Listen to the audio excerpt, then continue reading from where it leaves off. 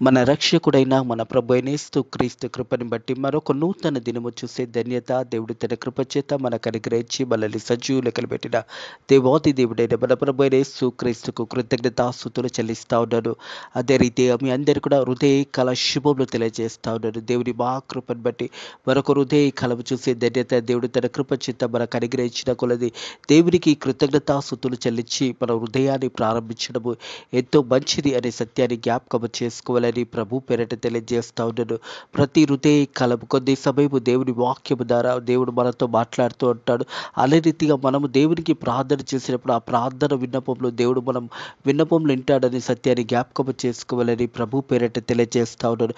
హృదయ కాలము సామెతల గ్రంథము 16వ అధ్యాయము 1వ వచనం నుంచి 7వ వచనం వరకు దేవుని యొక్క వాక్యం ధ్యానించుకుందాము. సామెతల గ్రంథము 16వ అధ్యాయము 1వ వచనం నుంచి 7వ వచనం వరకు దేవుని యొక్క వాక్యం ధ్యానించుకుందాము. 1వ వచనం చూసినట్టయితే, హృదయ ఆలోచనలు మనిషిని వశమై ఉన్నది, చక్కని ప్రత్యుత్తరం ఇచ్చుటకు యెహోవా కలిగిన. ప్రియ దేవుని సగ్గబా దేవుని ప్రజలారా, హృదయ ఆలోచనలు మనిషిని వశమై ఉన్నాయి. మరి దేవుని మార్గంలో మనం నడుస్తున్నామా లేదా లోకానుసరంగా నడుస్తున్నామా? ప్రతి హృదయ కాలము మనల్ని మనం ఒకసారి పరిశోధించుకోవాలి. మన హృదయాన్ని మనం పరిశోధించుకోవాలి. హృదయ ఆలోచనలు మనిషిని వశమై ఉన్నాయి, చక్కని మరి ప్రత్యుత్తరం ఇచ్చుటకు యెహోవా కలిగిన మాట జ్ఞాపకము చేయబడతా ఉంది. హృదయ కాలము మన ప్రవర్తన ఎలా ఉన్నది, మన నడత ఎలా ఉన్నది, మనం ఏ రీతిగా జీవిస్తున్నామో మనల్ని మనం ఒక్కసారి పరిశోధించుకొని మరి మన జీవితంలో ఏదైనా తప్పు ఉన్నదా, ఏదైనా పాపం చేస్తున్నామా, దేవునికి దూరంగా అవుతున్నామా, ఒక్కసారి మనల్ని మనం పరిశోధించుకొని తిరిగి దేవుని దగ్గరికి వచ్చి తిరిగి దేవునిని వేడుకున్నట్టయితే తిరిగి ఆ పాపం నుంచి దేవుడు మనల్ని విడిపిస్తాడనే సత్యాన్ని జ్ఞాపకం చేసుకోవాలని ప్రభు పేరిట తెలియజేస్తూ ఉన్నారు. దేవుని వాక్యం వచ్చింది, మరి చక్కని ప్రతిరుత్తరం ఇచ్చుటకు యెహోవా కలిగెను. మరి మంచి జవాబు దేవుడు మనకు అనుగ్రహిస్తాడు. దేవుని సగ్గబా దేవుని ప్రజలారా, మనము ప్రార్థన చేసినప్పుడు ఆ ప్రార్థన విన్నపాలన్నీ కూడా దేవుడు వింటాడనే సత్యాన్ని జ్ఞాపకం చేసుకోవాలి. నువ్వు దేవుని సన్నిధిలో మోకాలుండి ప్రార్థన చేస్తున్నప్పుడు ప్రతిరోజు దేవుని సన్నిధిలో నువ్వు ఎంత సమయం గడుపుతున్నావో ఒక్కసారి మనల్ని మనం పరిశోధించుకొని దేవుని వాక్యంలో ఎదిగే బిడ్డలుగా మనం ఉండాలని దేవుని యొక్క వాక్యం తెలియజేస్తూ ఉంటుంది.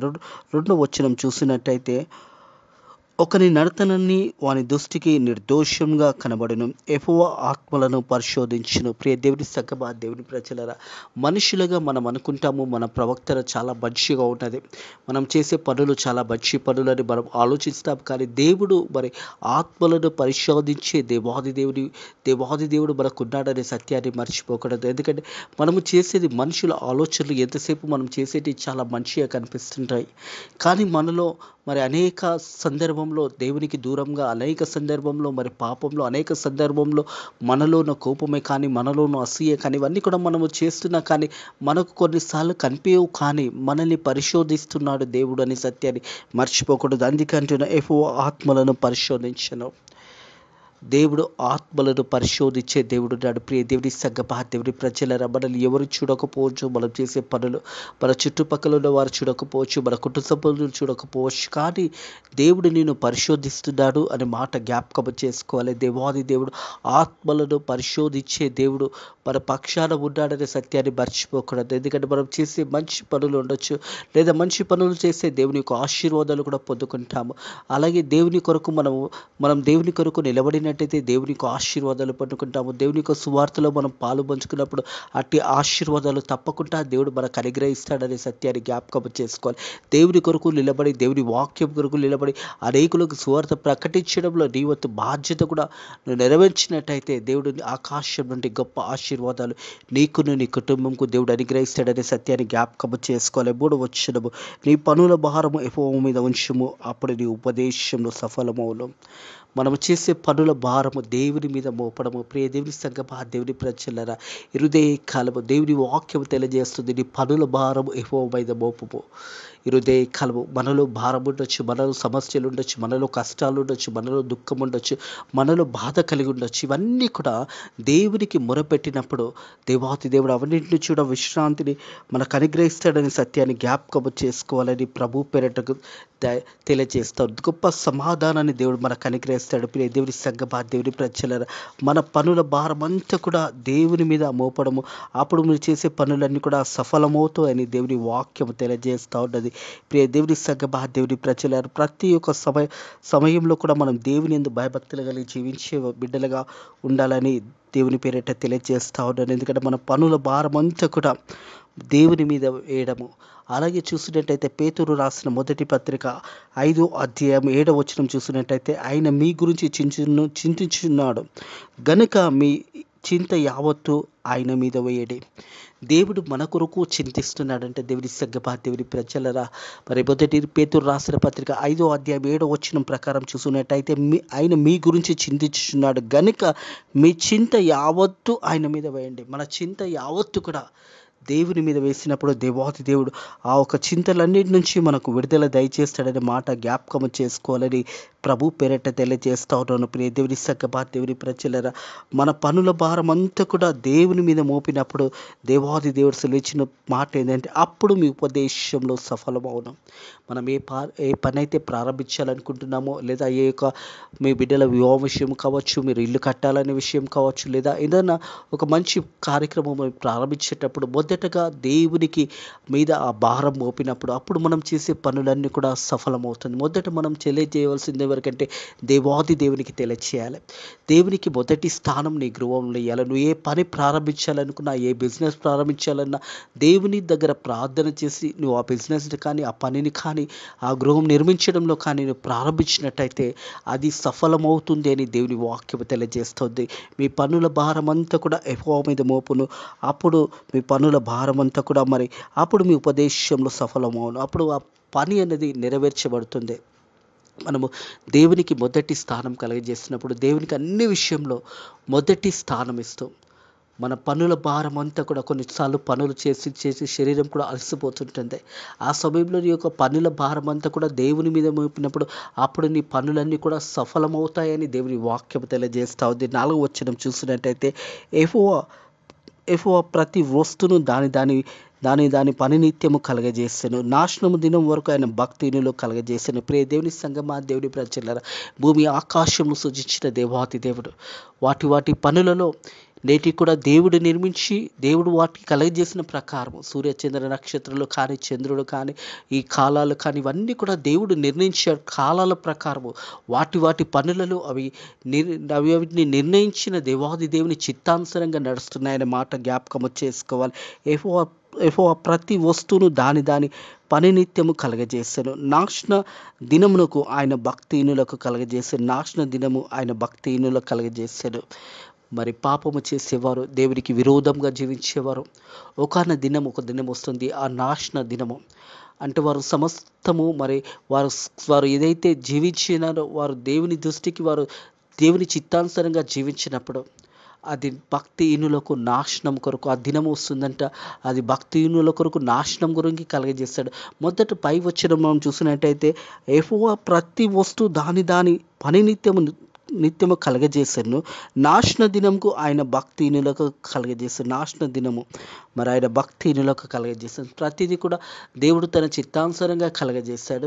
పాపం చేసిన వారు కూడా ఒక దినం ఉంటుంది, పాపంలో బ్రతికే వారికి కూడా ఒక దినము నాశనము రాబోతా ఉన్నదని దేవుని వాక్యము తెలియజేస్తూ ఉంది. ప్రియ దేవుని సంగమా, దేవుని ప్రజలరా, దేవుని యొక్క వాక్యానుసారంగా నువ్వు జీవించాలి. ఎందుకంటే దేవాది దేవుడు హృదయకాలం నీతో మాట్లాడుతూ ఉన్నాడు. వాక్యాన్ని అనుసరించి వాక్యానుసారంగా జీవించినప్పుడు యెహోవా యందు భయభక్తులుగా వారి చుట్టూ ఆయన దూతలు కావలిగా ఉంటాయని దేవుని వాక్యము తెలియజేస్తూ ఉంది. యెహోవా యందు భయభక్తులు ఉండి ఆయన త్రోవలు నడిచేవారు ధన్యులు అని ఉంటుంది.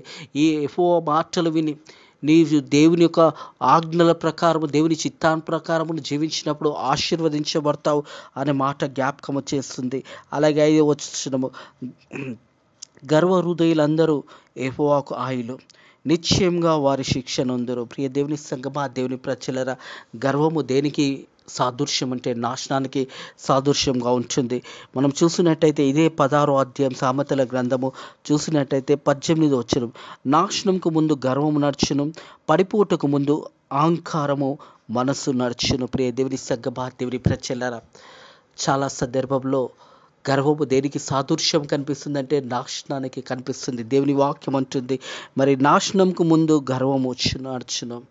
నాశనానికి ముందు గర్వము మరి అన్నీ నాకున్నాయి, నాకు ఇక ఏమీ కొదవలేదని చాలామంది జీవించేవారు ఉంటారు. వారు చూస్తే ఇతర మనుషుల పట్ల ఒక మర్యాదగా ఉండరు, గర్వం ఉంటుంది, మాకు అన్నీ కలిగి ఉన్నాయి. మరి వాళ్ళని చూసినప్పుడు చిన్నతనంగా ఎదుటి వాళ్ళని చూసేవారు ఉంటారు.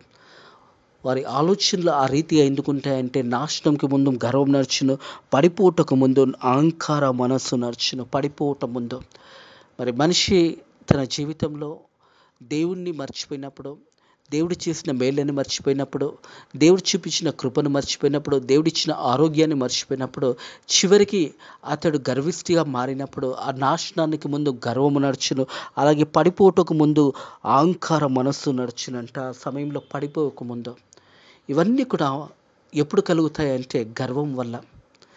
మనిషి యొక్క గర్వము లేదా మనిషి యొక్క కోపము దేవుని నీతిని వెతకలేదని దేవుని వాక్యము తెలియజేస్తూ ఉంది.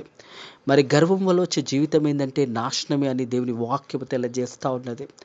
ఈ కాలం దేవుడు మనతో మాట్లాడుతూ ఉన్నాడు. గర్వపడకండి, అసూయపడకండి, కోపపడకండి. ఇవన్నీ కూడా దేవునికి ఇష్టమైనవి కాదు. దేవుని సంగమా, దేవుని ప్రజలరా, గర్వము దేనికి సాదృశ్యం అంటే నాశనానికే సాదృశ్యము అనే సత్యాన్ని మర్చిపోకూడదు. అందుకే దేవుని వాక్యం అంటుంది, గర్వ హృదయులందరూ యెహోవా కాయులు, నిశ్చయంగా వారు ఆ శిక్ష నొందురు, నిశ్చయంగా శిక్ష నొందుతారు. మరి ఆ సమయం రాకముందే, ఆ గడియ రాకముందే నీలో ఉన్న గర్వాన్ని తీసేసే, ప్రేమించి ఇతరులను లేదా ఇతరుల పట్ల దేవుని యొక్క కృప చూపించు. దేవుడు తన కృప చేత నిన్ను ఆశీర్వదించినప్పుడు ఆ కృప అందరికీ కలిగేలా జీవించు. దేవుడిచ్చిన ధన్యతను అనేకులకు మరి సాయం చేసే బిడ్డగా ఉండు. దేవుడిచ్చిన ఐశ్వర్యము అనేకులకు దేవుని సేవలో, దేవుని పరిచర్యలో నీ ఐశ్వర్యం వాడే విధంగా నువ్వు జీవించు. ప్రియ దేవుని సంగమా, దేవుని ప్రజలరా, నాశనానికి ముందు గర్వం వస్తుందని దేవుని వాక్యం తెలియజేస్తుంది. పడిపోవుటకు ముందు అహంకార మనస్సు కలుగుతుందనే మాట. అహంకార మనసుతో నడిచేవారు చాలామంది ఉంటారు. ఒకవేళ అలా ఉన్నట్టయితే హృదయ కలవ తిరిగి నువ్వు దేవుని వైపు తిరిగినట్టయితే దేవుని యొక్క ఆశీర్వాదాలు పొందుకుంటావు. 6వ వచనం, కృపాసత్యం వల్ల దోషముకు ప్రాయచిత్తము కలుగును. ప్రియ దేవుని సంగమా, దేవుని ప్రజలరా, కృపాసత్యంలో మరి దోషమునకు ప్రాయచిత్తము కలుగును. యెహోవా యందు భయభక్తులు కలిగిన మనుషులు చెడుతనం నుండి తొలగిపోదురు. హల్లెలూయా. దేవునికి భయభక్తి కలిగిన కాక. ప్రియ దేవుని సంగమా, దేవుని ప్రజలరా, దేవుని వాక్యం చదువుద్ది. మరి చూసినట్టయితే కృపా సత్యము వల్ల దోషములు ప్రాయచిత్తము కలుగును. కృపా సత్యముల వల్ల దోషములు లేదా పాపము లేదా చెడుతనము లేదా దేవునికి దూరమైన వారు దేవుని యొక్క కృపా సత్యంలో కలిగి జీవించడంలో మరి దోషంకు ప్రాయచిత్తము కలుగును.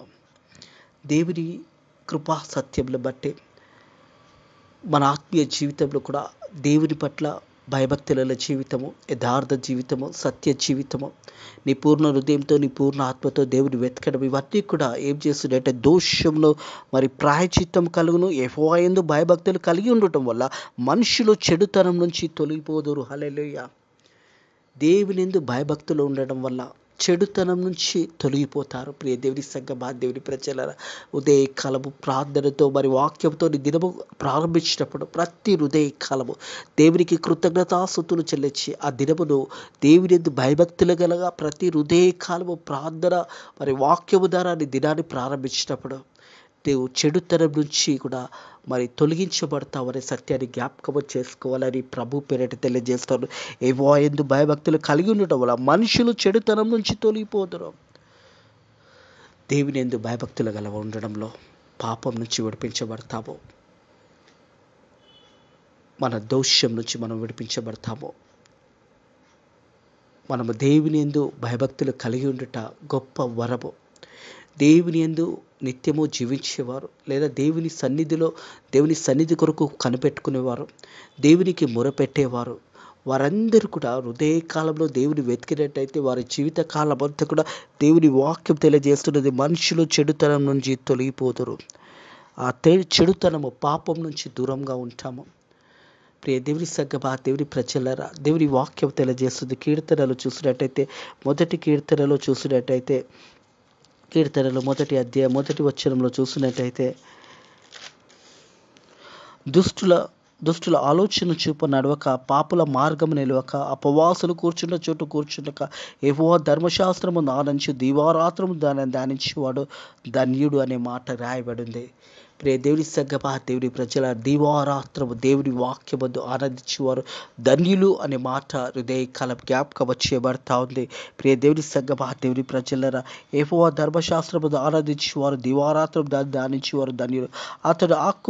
అతడు నీటి కాలువలో యోరున నాటబడి ఉండు, ఆకు వాడక తన కాలమందు ఫలమిచ్చు చెట్టు వలె ఉండెను. హల్లెలూయా. అతడు చేసినదంతా కూడా సఫలమవును. ప్రియ దేవుని సంగమా, దేవుని ప్రజల ఆకు వాడక తన కాలమందు ఫలమిచ్చే చెట్టుగా, ఎప్పుడు మనము ఫలంగా అనేకులకు ఆశీర్వాదకరంగా ఉంటామంటే దేవుని యొక్క ధర్మశాస్త్రంలో, యెహోవా యొక్క ధర్మశాస్త్రంలో ఆనందించి దీవారాత్రం దాన్ని ధ్యానించేవారు దీవారాత్రంలో దాన్ని ధ్యానించేవారు ధన్యులు అని దేవుని వాక్యం తెలియజేస్తూ ఉన్నది. తిరిగి సామెతల గ్రంథం 16వ అధ్యాయం 7వ వచనంకి వచ్చినట్టయితే, ఒకరి ప్రవర్తన యెహోవాకు ప్రీతికరమైనప్పుడు ఆయన వాని శత్రువులతో వానికి మిత్రులుగా చేయను. హల్లెలూయా. దేవునికి ప్రీతిపరంగా దేవుని చిత్తంలో మనం ఉన్నట్టయితే, దేవుని మార్గంలో మనం నడిచినట్టయితే, మన శత్రువులని కూడా మనకు దేవాది దేవుడు మరి మన శత్రువులను మిత్రులుగా చేస్తాడనే మాట జ్ఞాపకం చేయబడతా ఉంది. ప్రియ దేవుని సంగమా, దేవుని ప్రజలరా, హృదయ కాలము మనం ప్రీతికరమైన జీవితం జీవించాలి. దేవుని సన్నిధిలో దేవునికి లోబడి జీవించినప్పుడు మన శత్రువుల సైతము దేవుడు వారిని మిత్రులుగా మనల్ని చేయబోతా ఉన్నాడు. మన ఆత్మీయ జీవితము, మన దేవుని సన్నిధిలో మనల్ని మనం కనపరుచుకునే విధానము, మనం దేవునికి ప్రీతికరంగా దేవుని చిత్తానుసారంగా మనం నడిచినట్టయితే మన శత్రువుల సైతము వారిని మిత్రులుగా చేస్తారని దేవుని వాక్యం తెలియజేస్తూ ఉన్నది. అలాగే చూసినట్టయితే కీర్తనలు చూసినట్టయితే 23వ కీర్తనలో చూసినట్టయితే, నా శత్రువులు ఎదుట నువ్వు నాకు భోజనం సిద్ధపరిచిన నూనెతో నా తలంచి ఉన్నది, నా గిన్నె నిండి పొర్లుచున్నది. హల్లెలూయా.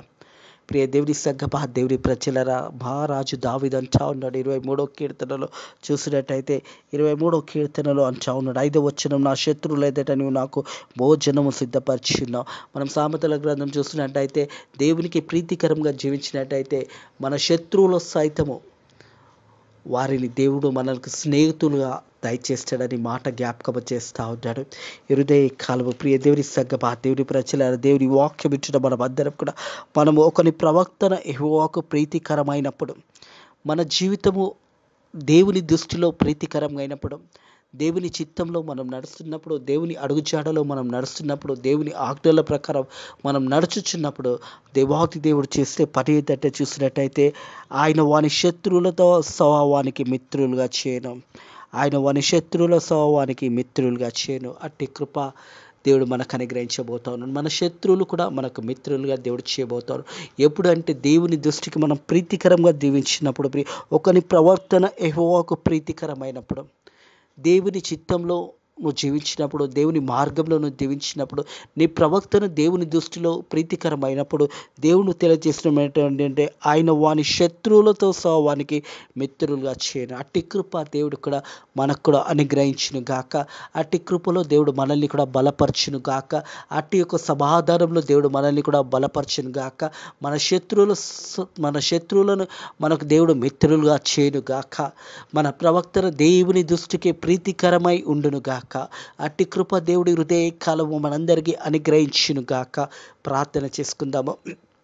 పరిశుద్ధుడా దేవాని కొందరు స్తోత్రములనైనా మా జీవితంలో మరొక హృదయ కాలము నీ కృప చేత మాకు అనుగ్రహించిన దేవా, నీకు వందనములు స్తోత్రములు చెల్లిస్తున్నాను తండ్రి ప్రభా. నీ వాక్యము సెలవిచ్చిన ప్రకారము నాయన ప్రభా, నీ పనుల భారం యెహోవా మీద ఉంచుము, అప్పుడు నీ ఉపదేశంలో సఫలమైన మాట చేతనైనా మాతో మాట్లాడి మనల్ని బలపరిచిన దేవా, నీకు వందనములు స్తోత్రములు నైనా ప్రభా.